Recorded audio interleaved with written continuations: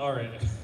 So if you're joining us virtually on the YouTube stream right there, we also have a link in the YouTube description where you can purchase copies of Virtue online. So I suggest you check that out. Okay, so of course we are so thrilled to host Hermione Hoby and Leslie Jamison for the launch of Hermione's new novel, Virtue.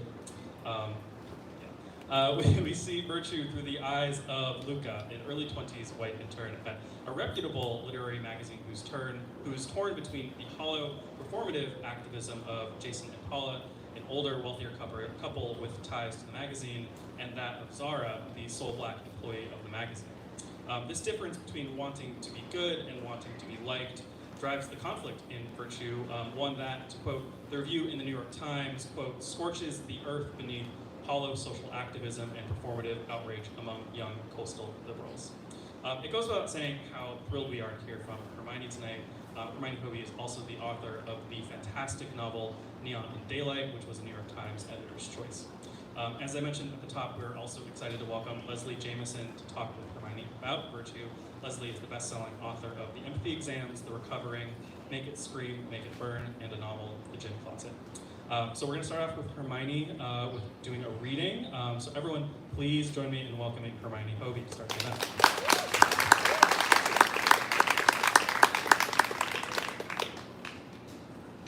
Thank you. Oh, is this on? It's on. Thank you, Michael, so much. You just so elegantly summarized the novel way better than I could. But I guess that's the nature of writing one. Say what it's about. Thank you so much, everyone, for being here. It's amazing to see real people, quite overwhelming. I think we're all doing great. We're probably all a little overwhelmed. And big thank you to Warby, Parker, and Books and Magic for having us here. I'll just read from the beginning, and I won't read for too long. There's something kind of gratifying about a really bad birthday. Toward the garish end of 2016, the year our idols died, I turned 23 alone, failing to read a book in the dim, meggy light of a deserted Chinatown bar. I'd convinced myself that this stoically miserable total non-event was preferable to drinks with a few people mustering faint cries of "Happy Birthday!" or, God forbid, trying to sing the song, always too slow, always going on longer than anyone wanted, particularly when groaning toward that final, protracted lift on the first syllable of the penultimate birthday. I'd hoped that being alone might feel sort of heroic, or at least dignified, or at least grown up. It wasn't any of these. It was the weekend before Thanksgiving, the end of the nothing month of November, and I remember raininess, a vague and unremitting overlay of pathetic fallacy. The sky had a passive-aggressive quality, bruised clouds withholding their light, while telling you they were fine, not to worry about them, you didn't really care anyway. Ahead lay the grotesquerie of the reality star who'd soon be eating McDonald's and watching TV in the White House. It was a bad joke in the worst taste. The incoming president was the executive producer of The America Show, barreling faster toward the series finale, and the ratings would be great. Later, Zara would say in her deadly deadpan that the good ones had all pieced out because they knew what was coming. Prince, Bowie, Muhammad Ali. Names now, more than a decade later, half forgotten in a world too tyrannized by the present to have time for history. An aggressively cheerful barmaid cajoled me into ordering the house cocktail, which arrived in a small coupe glass, the liquid within an embarrassingly fruity shade of puce, a mocking strawberry spliced and listing down the side, and I sat there with my effeminate cocktail, suppressing a shudder as I felt it sheath my teeth with sugar. This was 11 years ago, by which I mean about 1,000, because back then I had of course zero idea that we were in the before times. My pitiful 23rd birthday and the technicolored year that followed, that color-saturated, richly lit time of the two of them, Paula and Jason, my twin movie stars who for a moment were truly nothing less than my life. It all seems now to have happened on some discontinued film stock. This is how it goes, I guess. The people who were once more real to you than life itself eventually come to feel like stock photo models in a collection of well-framed shots imprinted on your once impressionable brain. I'll I'll stop there. Thanks. Leslie, come join me.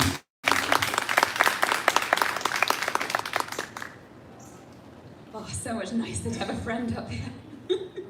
Hello. Hi. It's such a pleasure to be able to talk to you about this The pleasure is all mine. beautiful book, and thrilling to do it here amongst other human beings. Thrilling and terrifying, as you said.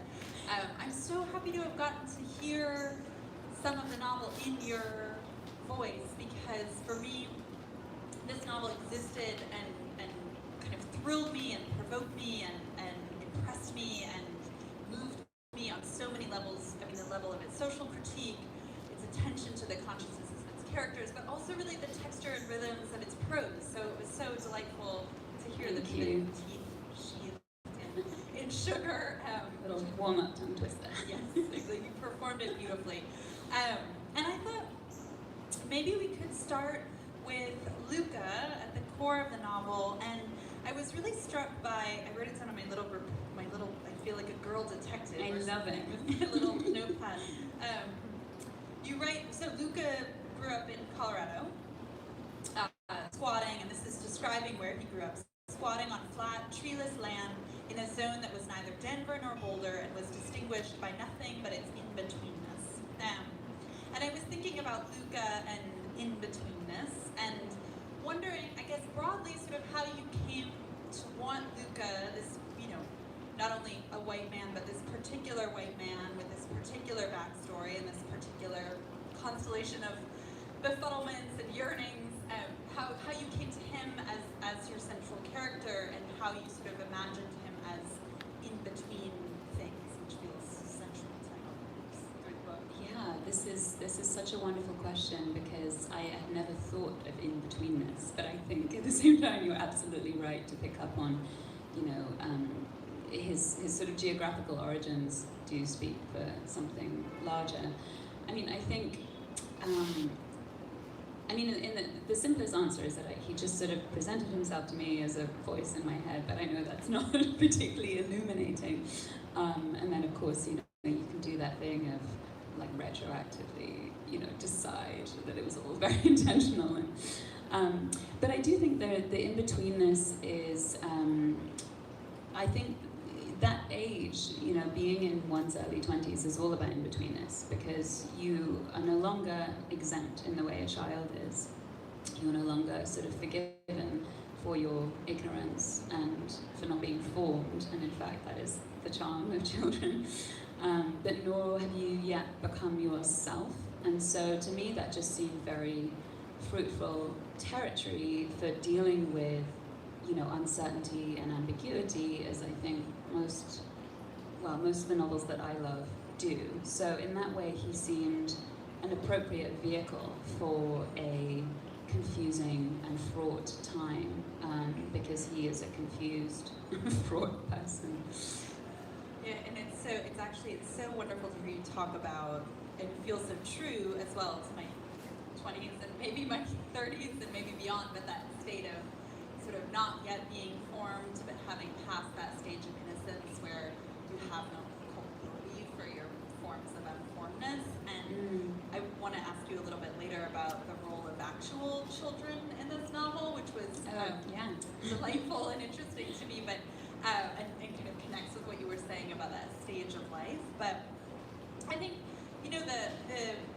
as Michael was articulating in those opening words about the novel, part of the in-betweenness that Luca finds himself in is being sort of caught between forms of social awareness that are manifested by Zara, one of his fellow interns, as the new old world, and Paula and Jason, these charismatic artist and filmmaker. And I wonder if you could just situate us a little bit in that kind of configuration of people and personality. Sure. What those poles kind of look like. Yeah, absolutely. I think Michael did a really good job of setting us up for that. To put it, sort of crudely and reductively, I guess this is, for Luca, it is this sort of tussle between beauty and duty. And, one of the questions that I felt sort of driving me both as a citizen and a person trying to write a novel, was, can these two things be reconciled? They seem at odds, but are they at odds?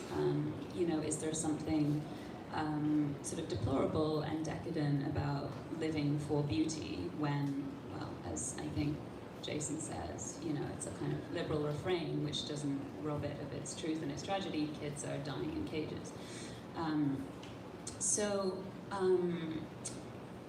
I suppose he is, he's drawn to this older couple because they are living one version of the good life, and I'm really into this double meaning of that phrase, and that is the good life, nice food and having nice times with your family by the sea, and maybe having some nice art in your house, or is the good life being, a committed radical seeking to devote your life to correcting injustice?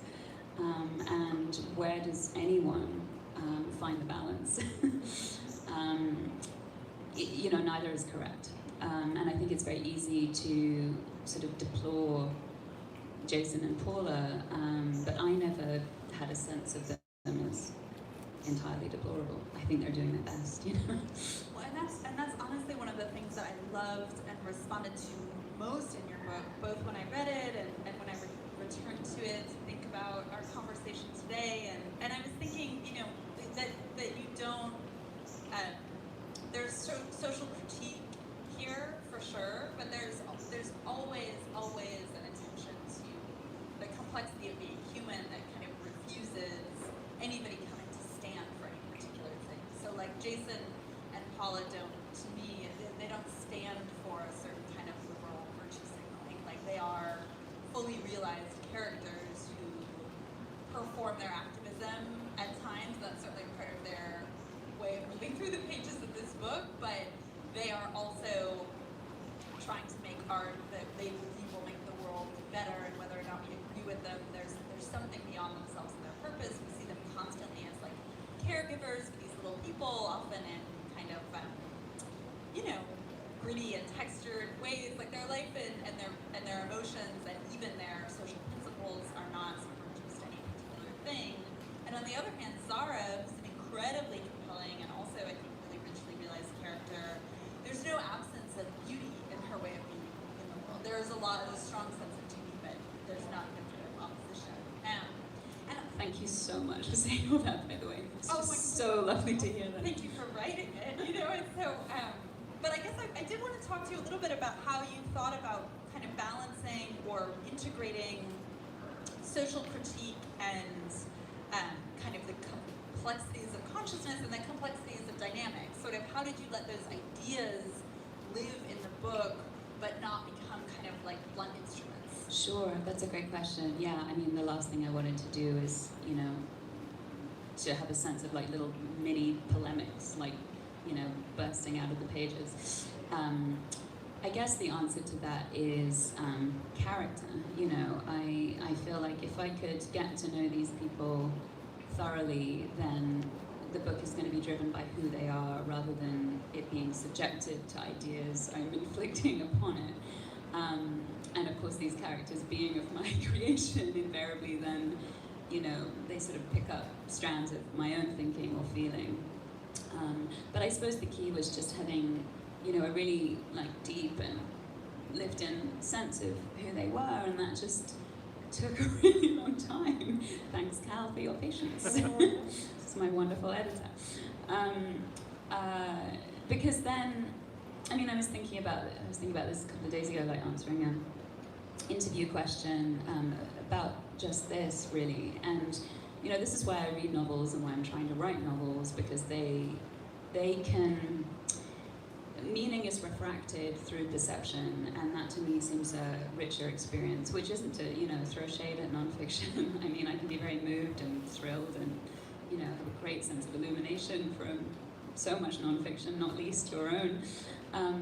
But I think the thing that I thrill to as a reader is a sort of prismatic sense of meaning, and I guess that comes about through who a character is, but also who those characters are with each other. That's what I was trying to do, yeah. Yeah, there's such an infinite chemistry experiment quality to it when it comes to fictional characters, and that sense of sort of each one is this universe in their own right, and then you collide these universes and have to figure out what happens. And I mean, I'd love to just kind of craft geek out for a moment, actually for hour, for the rest of the night. Maybe I should get out my notebook too. There, we could wrestle together. But what does getting to know a character look like for you? Do you get inside of them by way of sort of closely observing or imagining scenes? Do you get inside of them by way of backstory? Do you sort of brainstorm about them? Do you go top down or ground up, or some weird combo of the two? I think it's probably a weird combo of the two. I think it's how does one do it? I think it's just like trying to sort of gauge the honesty of every single moment, and if it doesn't ring true, then it can't be correct. And that just means making so many mistakes, all these little tiny wrong turnings.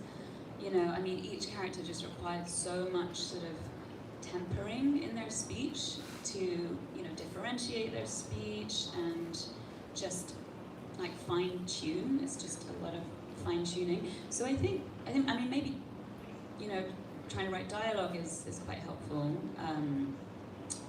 Because, I mean, that is the moment where the sort of phenomenon you just described of these universes colliding is most apparent. I mean, I just kind of lived with them. It's just like this psychosis that I think fiction writers have. They're just very real to me. I mean, less so now, which is a relief. It's they don't belong to me anymore. But, for 4 years, it was these are just my sort of daily companions.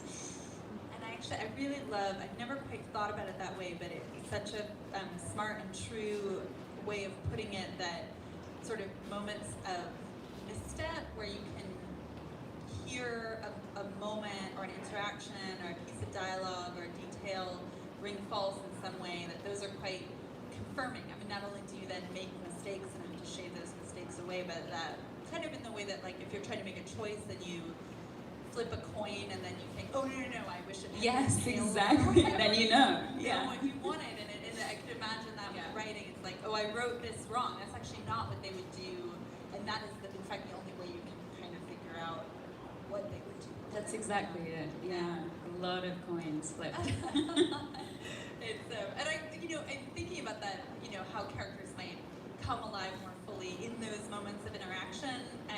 I wanted to talk a little bit about Zara, just because I loved her so deeply as a character, and sort of thinking about how and when you came to Zara, whether all of these characters sort of existed for you all at once as simultaneously born children, or whether some arrived later than others, and how you came to bring us Zara, who is kind of incomparable on the page, I think. Oh, I'm so happy to hear that. Thank you.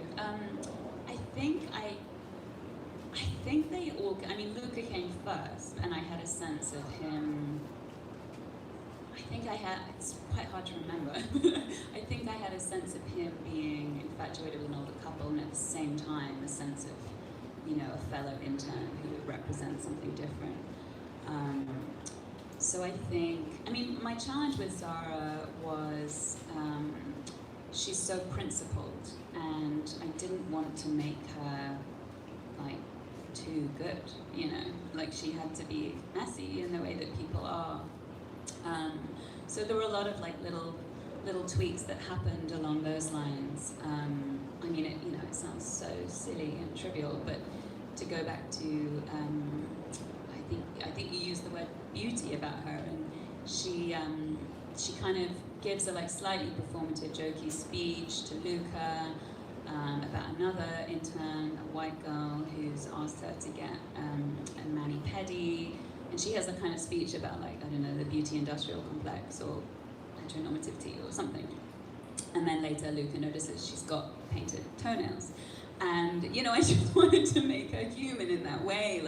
It's not a crime to paint your nails, and we all have these, very minor, forgivable hypocrisies in our lives.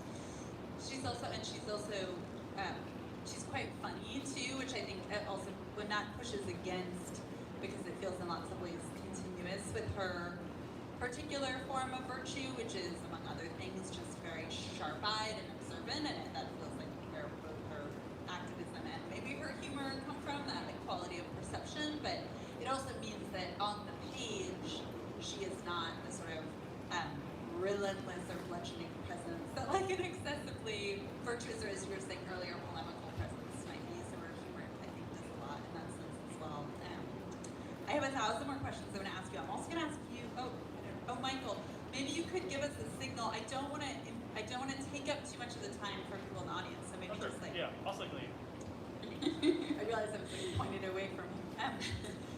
Frantically waving. That's my worst nightmare.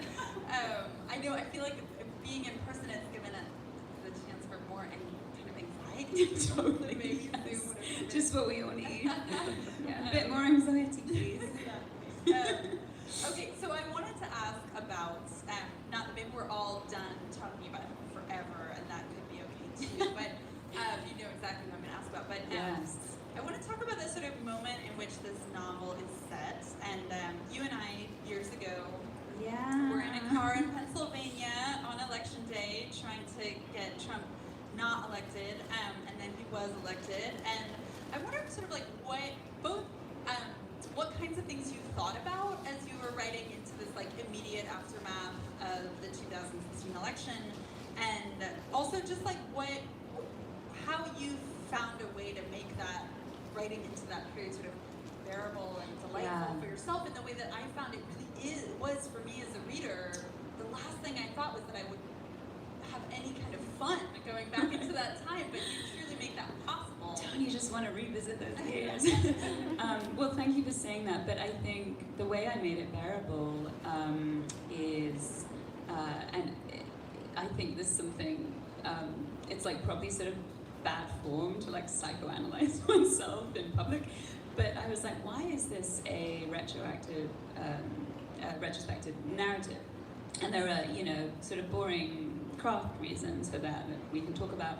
But I also think I have this sense of I really want to be inhabiting a time when these years are softened. They are recent history, not this like tyrannizing present from which we can see nothing else, because the presence of that person is, so in our face, so aggressive. So I think there was something of that, but I also feel like if I could be writing about this time, then selfishly it was just a way of bearing it, because it was like, well, then it becomes material rather than just this awful thing that makes us all feel powerless and dismayed and questioning constantly. So I guess, it sounds very grand to use a word like redemption, and I only mean the sort of reality was redeemed for me, because it could be transmuted into something else. So I suppose that was how it was bearable. But it was, it did feel like, things were just changing so fast and relentless that to try and, figure out like what details were important, for example. It's like, when Charlottesville happened and Charlottesville was in the novel, this just seemed like cataclysmically awful, and yet so much awful stuff happened. There was sort of this question of like, what will be historicized? My friend David Bergerard, shout out if he's watching, had this tweet along the lines of future historians will be asked which section of 2017 I think they specialize in, because there was just that sense of there is an excess of news and disaster. Yeah, and I think it makes a lot of sense to me what you say about what felt compelling and illuminating about writing into those days from a vantage point, like a temporal vantage point in which that somehow almost like the volume button had been turned, the volume knob had been turned down a little bit on the noise and panic that like one man was able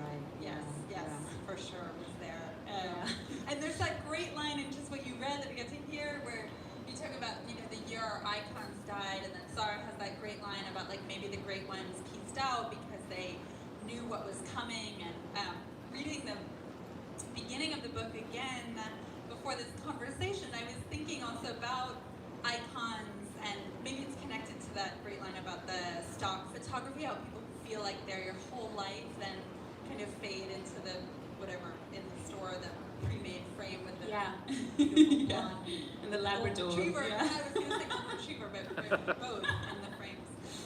But the ways in which like the icons had died, just as Luca was like finding some new icons, because there is this way that like Paula and Zara especially become iconic. To him in some Absolutely. way. He idolizes women for sure. Yeah. There's and I was curious both like how you sort of thought about writing that idolization, and also what sorts of power dynamics you were interested in as you were crafting those relationships. So his power dynamics with Zara, with whom he's sort of externally, they occupy similar institutional structural position, but Zara feels like she has so much more power in their dynamic, even though they live in a world where he has all kinds of privilege that she doesn't have. But then Paula has all sorts of kind of like sexual, creative, kind of social capital. You know, so I was interested in how you thought about all of this power, wrinkles and furrows. I mean, I guess in the case of Paula, I suppose I had a sense that, you know, all those things you just mentioned are kind of inextricable from her charisma. So there's something kind of dodgy about them. Like she kind of knows that Luca has this huge crush on her, and she kind of likes it, and it's not that cool to do that at any age, but particularly when you're 49 and married with a whole bunch of kids. She has so many. So many, yeah. It felt like a lot. Yeah. Step kids too. Yeah, there's a whole tribe, power dynamics, I mean, I suppose I just wanted it to be interesting and not simple. And so, you know, you might look at like, okay, there are two interns, one's a white guy, one's a black girl, like, well, don't we know what that means? And we don't, you know, because they are not, you know, identity categories, they're human beings. And, you know, Luca is in many ways very privileged and in many ways not. He's like socially awkward and he's broke. So he's been to a fancy school, but like not the fanciest. All the other interns have been to fancier ones. And, you know, I just wanted things to be complicated. Yeah, you hear that. He was at Dartmouth, right? And he was like early on, he sort of said this wasn't one of the top Right. But you're just also, And this is Luca speaking, not me, by the way. but I don't care what school you went to. No, but I mean, you learn something. It's like what you said about meaning being created through perception, or meaning becoming available through perception. It's like you're learning so much about the experience of Luca's consciousness in these like small moments of detail. And talk about claustrophobia, right? Like the claustrophobia of living in a world where all of these sort of external bullshit, vanity of petty differences or whatever, hierarchies are so definitional in his life. Absolutely. And you get that from the very beginning, that constantly sort of observing his own life through the eyes of critiquing external things. Right, and all these ridiculous hierarchies, Which also kind of become the source of fun and that kind of energy and the granularity. I mean, there's an erotics to them, I think, but you know, it's a dangerous erotics.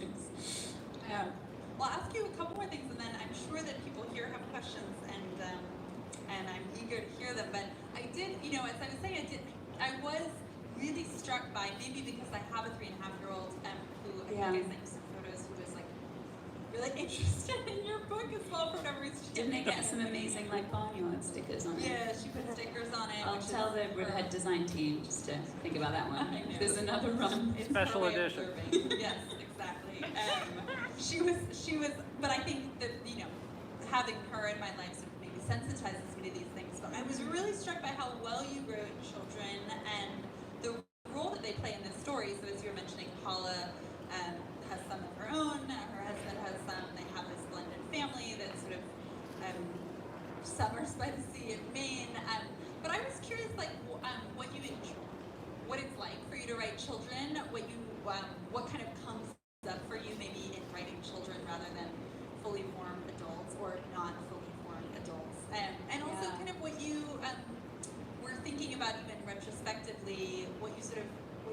about their role in the book? Like, kind of what are they helping us see? Yeah, it's a really wonderful question. I suppose they have a few sort of functions, to speak about it very coldly, which isn't to say I didn't want them to, feel like people too, of course. One of them is just sort of Luca's envy, this shameful envy of these kids who just still get to be kids. And not only do they get to be kids, but they just have this idyllic childhood, they're like messing around in boats and having picnics, and he feels very self-pitying that his own childhood was not along these lines. So they're there sort of for that reason, but I guess I also just wanted Paula and Jason to come with this great sense of plenty, and to me that meant like they just got a bunch of kids. This as we sort of hurtle ever closer to ecocide, like having a bunch of kids is well, as the youth say, it hits different now, and there's a joy in that plenty, but there's also, this is the privilege of two wealthy people to be, housing and caring for 5 kids. I guess, maybe this is like weirdly personal, but I love writing children, which is quite strange because I'm not a huge children person. I love the children, in my life, but I don't feel, like I'm as much of a child person as lots of people are.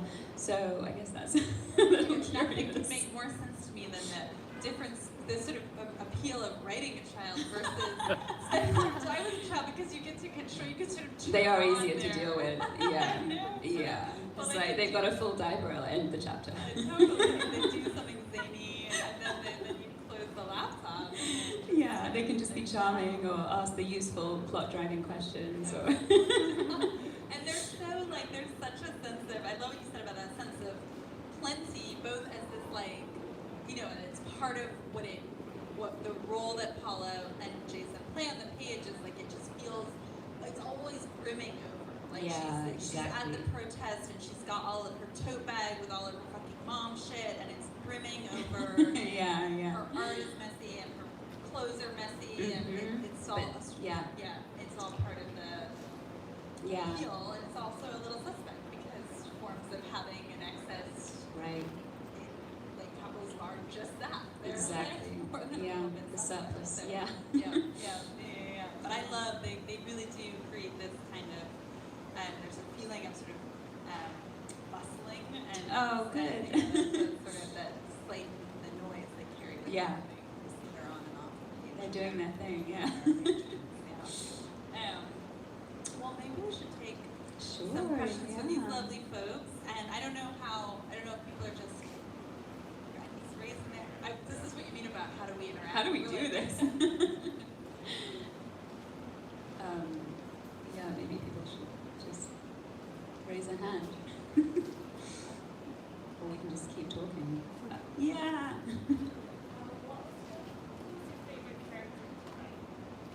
What was my favorite character to write? I think I probably had the most fun with Paula. Probably for reasons we were just discussing, like the sense of excess, and I guess I also wanted her to be the most charismatic, and to try and write charisma is a fun challenge. And I suppose I have a sense that, well, I wanted her to be, very alluring, but also kind of ridiculous and annoying in the way that certain alluring people are. It's part of their charm. So I did have a lot of fun with her. I guess she's the most sort of vivacious character in the book, so it wasn't hard to have a sense of her life and, liveliness, yeah. But, I took pleasure in all of them. I think it probably has to be that way to love them all, yeah. Yeah. I heard you say it took 4 years to write the novel. I'm wondering about your drafting process. Oh, I can't hear you. I'm sorry. Just take some. Your drafting process over the 4 years. Yeah. Yeah, wow, let me try and tell you about that. I guess, the short answer is it's just very bad to start with. I don't write in an efficient or systematic way, and I wish I did, because I guess the way I feel my way through something is just through sentences. Like I wish I could, I can't plan it out, because for me the pleasure is in sentences, not so much in whatever, and then I'll pull off this dazzling plot flourish. I don't really know where things are going, and I have to like smell my way through the words to get there, so it takes a long time.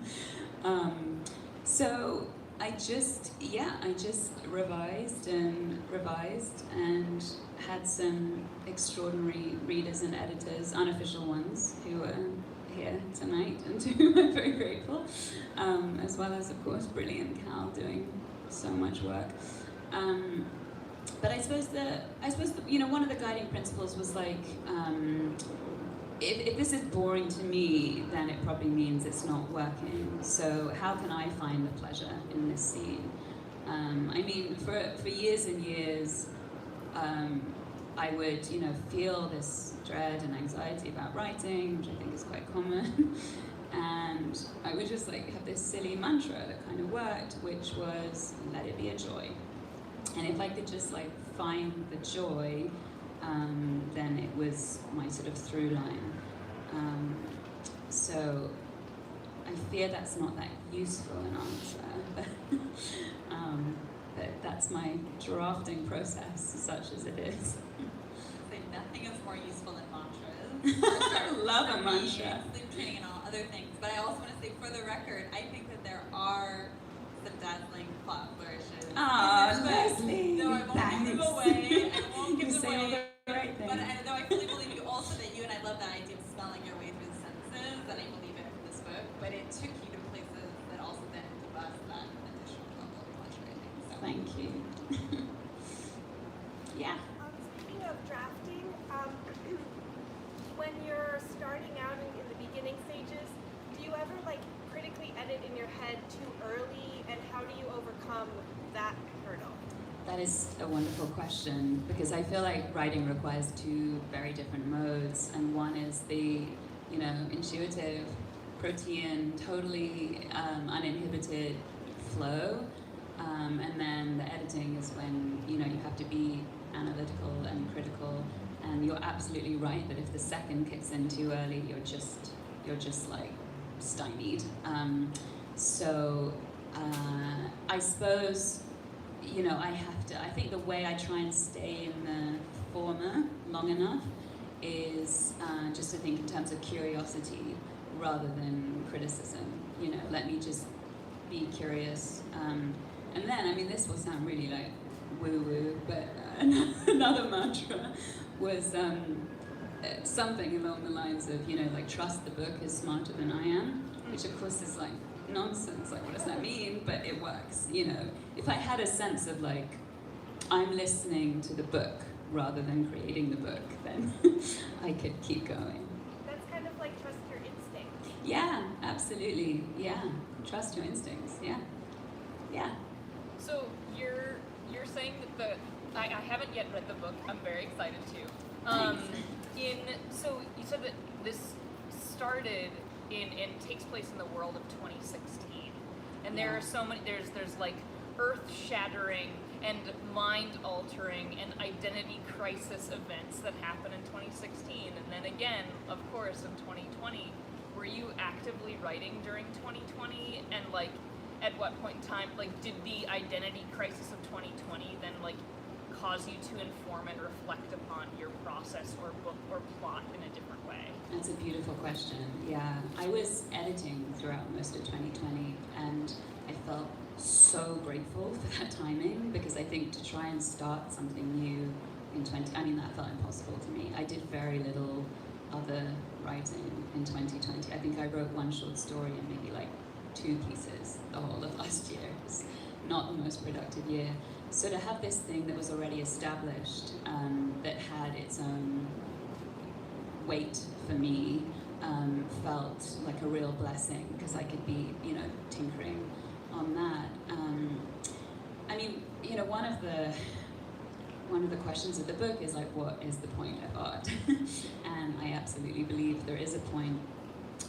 But certainly, you know, during a time when the whole world was and kind of remains in crisis, that is a huge question to be dealing with. Yeah, so many identity crises. But yes, by 2020, the thing was, it had put down roots, so I was just pruning.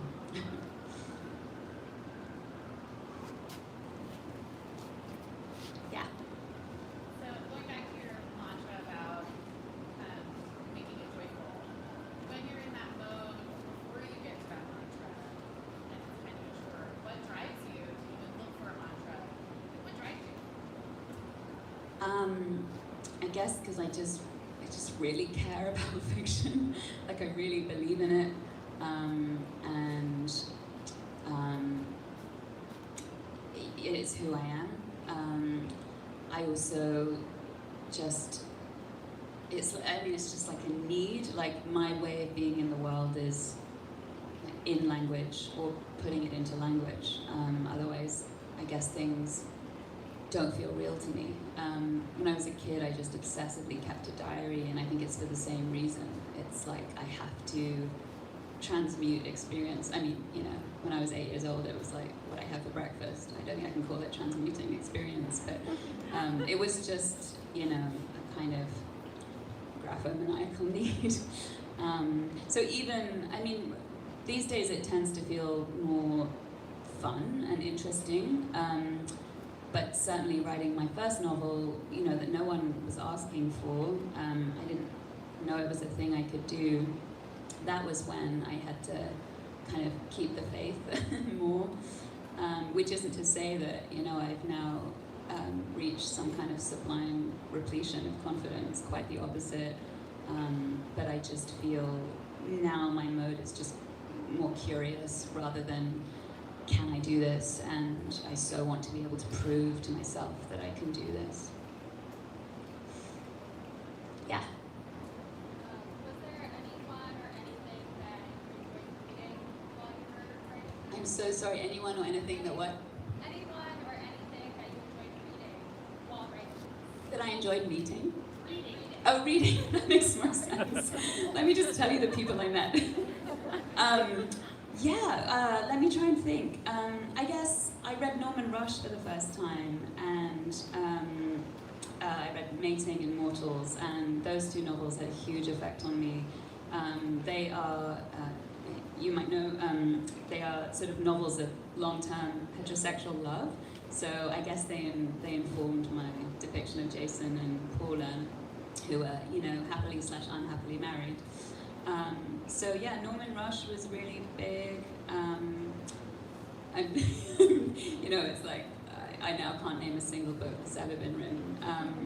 Let me try and think what else was important in these years. I mean, I do feel, I mean, it's a bit of a lame answer, but I do feel like, you know, every tiny thing has some effect on the project. So when people say like such and such a book changed my life, I kind of think, well, doesn't every book change your life in some way? You know, even if it's bad, it might change your life, and that you're like, well, that's the book I don't want to write. If I think of other great things that I read, I'll tell you. I'm sorry, I'm having like a white screen in my brain.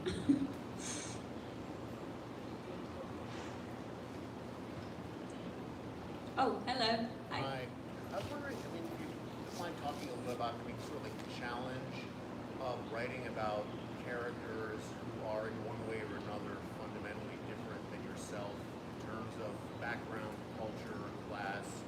Is there, I mean, do you ever have a fear of kind of lapsing into caricature or anything like that, or just pissing people off? Or, I mean, or how you avoid that, how you write authentically about those types of characters? Yeah, great question. I mean, in terms of the narrator himself, it just felt really fun and liberating, because no one is going to mistake me for a 23-year-old boy from Colorado, I don't think. So that just felt freeing. Actually, with Luca, the big challenge was having him eat a Whopper, because I'm a lifelong vegetarian, and he takes great pleasure in this Whopper. That was like one of the hardest scenes. I mean, there's, you know, quite a intense, no spoilers, but an intense scene of, how do I phrase this? An intense sexual moment that is uncomfortable, I'll put it that way. And that was certainly very hard to write too. I'm perhaps being a little facetious about the whopper. But I mean, to me, it just seemed like a joy to try and inhabit other people and make them real. And of course, you know, all of them are magpied from real people in my life. You know, these amalgams of different things. So yeah, I mean, I just think it's, well, I'm repeating myself. It just felt so free to be a dude for that long.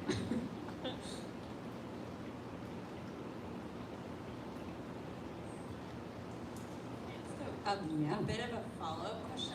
I actually had a couple of follow-up questions, and I was trying to Not be excessive. not like be Paula. excessive like Paula. I know my bag is gonna spill open and I'm sure like little pretzels or something. But one was about reading, and I'm curious whether, I'm not gonna ask you again what did you read during this period of time, but I'm curious whether you kind of curate what you're reading when you're working on a project. Like, do you have, is it like the project is raising certain questions, like writing sex or writing kids, or writing that you're then sort of thinking about, oh, can I read something that might help me reckon with this question? Or do you try to intentionally kind of read far away from what you're writing, or some of both, or neither? Yeah, it's not, I don't think it's quite as systematic as the former, but I'm certainly not, you know, trying to remove myself from the material. I mean, yeah, I feel like, you know, I'm just walking around with a long list in my head of my shameful lacunae when it comes to reading. So my reading is just like, you know, this endless task of trying to correct that. Both, you know, contemporary fiction and, well, non-fiction, as well as older stuff. I mean, I guess there was one sort of instrumental book that I'm thinking of now, and it's a kind of full circle thing, which I'll try and explain.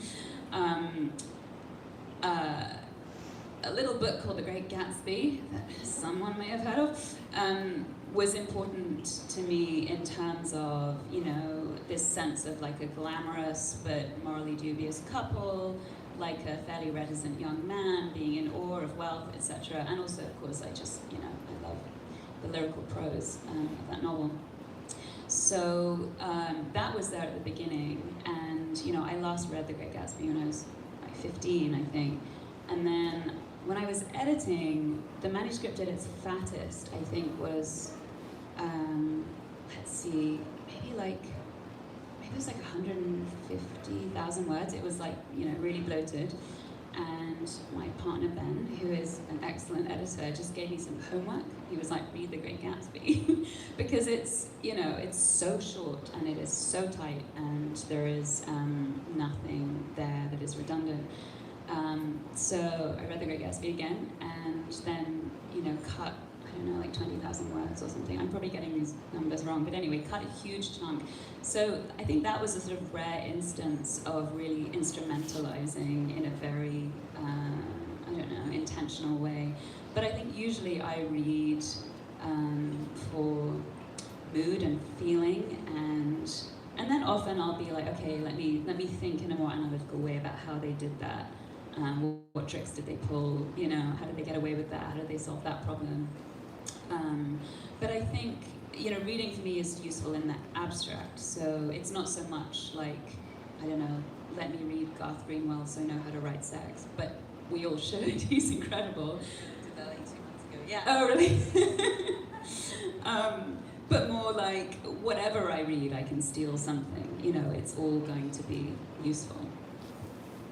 Yeah, and you know, my friend Rachel, who's a writer, talks about that process. I loved even the number count of like 150,000 words to something much less than the idea of the novel at its fattest. And she talks about bringing every book to its fighting weight, which I've always loved. That idea that it has a sort of live form inside, and how freeing it is to fumble your way towards that.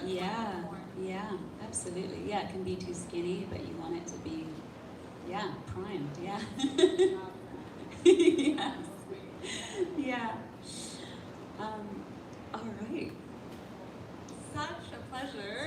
Leslie so really much. felt enchanted, and just hearing your mind speak about this book, which I love so deeply, was just so wonderful. Thank you. I mean, hearing you read it in this way is, it's so new in the world, and to feel it's real and has been read in this way by you is, it means more than I can say. So thank you. A pleasure to be here, and I'm so excited for all the ways you will hear it read by those who read it next. So. Everybody, a big round of applause for Hermione. Seriously, thank you both so much for being here. It is such a treat to be able to host authors in person.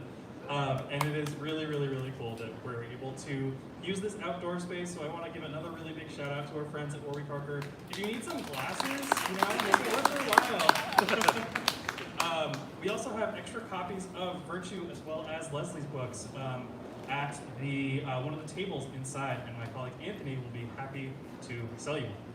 We're going to do a signing line here at the stage. So if you'd like to get a book signed, just line up over here and we'll take your name down. Thank you all, and how about just one last big round of applause for you.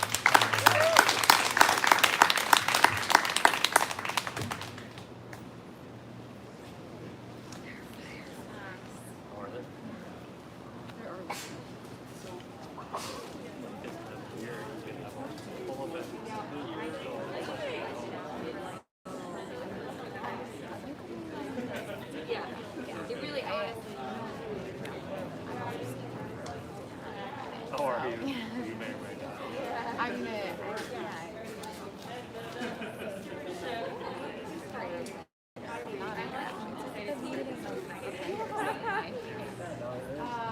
I'm always amazed to discover which authors of mine know each other. But I know. My author Hannah is here. I didn't know she knew.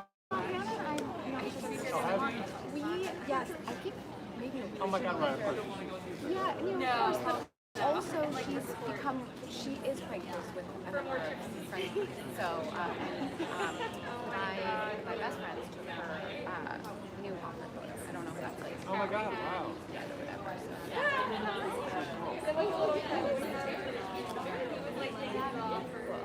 Early next year. Got it. We can start the line right here. Okay. Let me close this out.